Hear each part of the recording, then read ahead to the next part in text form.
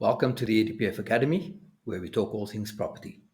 I'm your host, Nigel Adrianse, founder and chief empowerment officer of the EDPF Property Academy and Incubator. Can you believe it? We are halfway through the 50 considerations in the 10-minute property tip series. In this episode 25, we felt it was imperative that we speak about the massive elephant in the room, or so some would have you think: expropriation.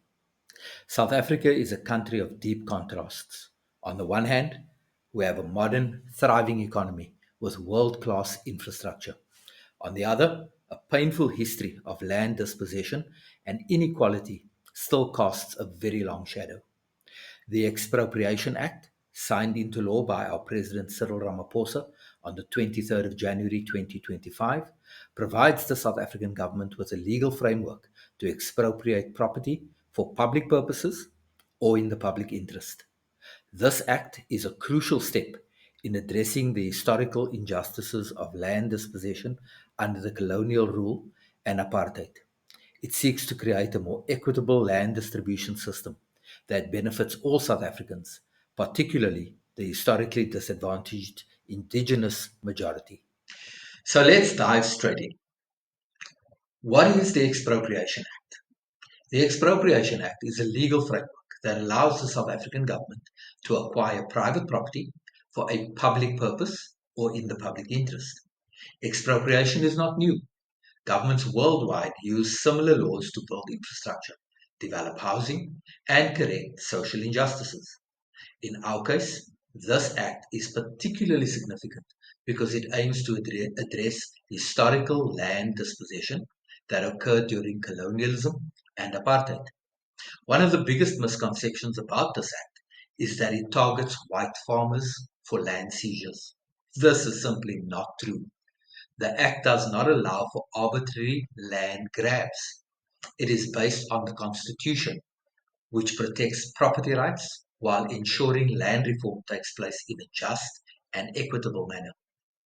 Expropriation will only take place under specific conditions: when land is abandoned, held for speculative purposes, or if it is needed for public infrastructure, housing, or redistribution programs. Compensation will still be provided in most cases, except under exceptional circumstances where land is deemed to have no productive or economic value. So, why is the Expropriation Act necessary? Land is not just about farming, it's about dignity, economic opportunity, and the ability to build generational wealth. Currently, millions of South Africans still live in informal settlements with no secure land tenure. How can we build a prosperous nation where the majority of the people have no stake in the country's wealth? For centuries, South Africa's indigenous people were systematically removed from their ancestral lands. The 1913 Natives Land Act, for example, restricted black South Africans to only 7% of the country's land, despite making up the overwhelming majority of the population. This was later increased to 13%, but it remained a gross injustice. Even after apartheid ended in 1994, land ownership has remained vastly unequal, with a small percentage of the population controlling the majority of arable land. The Expropriation Act is a direct response to this imbalance. It is not about taking land for the sake of taking land. It is about ensuring that land is fairly distributed to those who were historically dispossessed, and forcefully at that. South Africa remains one of the most unequal societies in the world, with significant disparities in land ownership. Despite the end of apartheid in 1994, land distribution efforts have faced numerous challenges, including bureaucratic inefficiencies and opposition from powerful landowners. Now, one can argue about the percentage of ownership by the minority of South Africans, making up about 7 to 8% of the population, that's white citizens, versus the majority, making up 92 to 93% of the population, non white. But what we cannot argue is that the vast majority of land is still in the hands of the previously advantaged within the apartheid era. The Act is designed to do three things: correct the injustices of the past by ensuring fair land distribution, empower marginalized communities by providing them with land for residential, agricultural, and business purposes. And number three, to foster economic growth by enabling broader participation in land ownership and usage. By redistributing land more equitably, we are unlocking economic potential for millions. When people own land, they can use it to secure loans, start businesses, and build stable homes for their families. This is not just about redressing the past, it's about creating a sustainable and inclusive future. The history of land ownership in South Africa is deeply rooted in dispossession and inequality. The key historical events include 1652 colonial land grabs, the 1913 Natives Land Act, 1936 Native Trust and Land Act, 1950s to 1980s forced removals, and finally in 1994 the democratic transition. The Expropriation Act seeks to reverse these injustices by ensuring land is distributed fairly and equitably.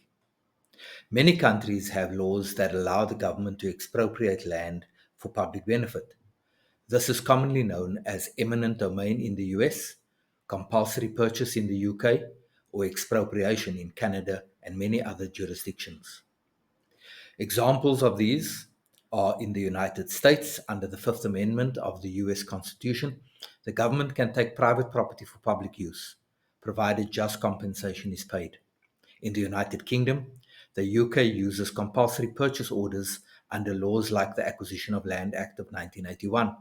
In Canada, the Expropriation Act allows federal and provincial governments to seize land for public projects such as highways, pipelines, and railways, with compensation for affected owners. In Australia, even, the Land Acquisition Act of 1989 allows the federal government to expropriate land for public purposes such as roads, schools, and hospitals.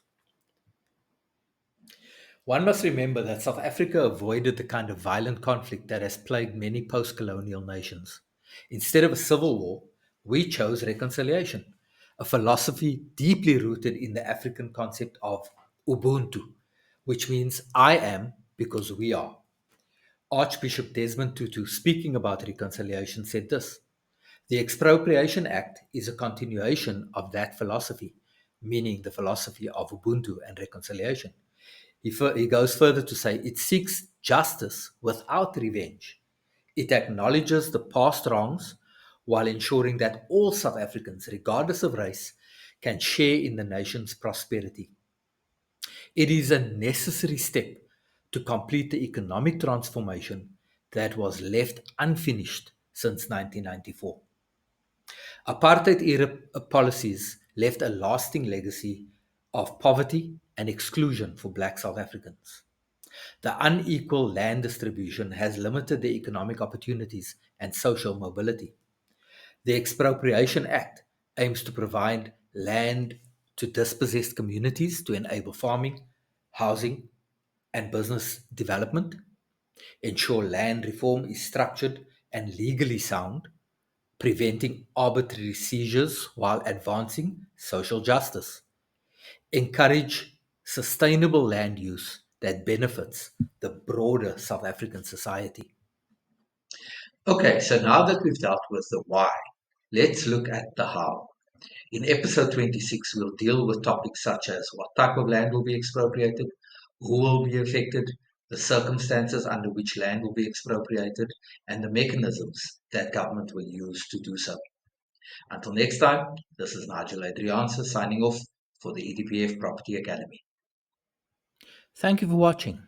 If you found this information useful, don't forget to like, share, and subscribe to our channel for more insights on property investment. Thank you for being part of the EDPF Academy #1 million title deeds project. We hope you will continue your journey to property ownership with us by registering for our academy course at www.edpfacademy.app or visit our main site at www.edpf.co.za for more information about the Enterprise Development Property Fund.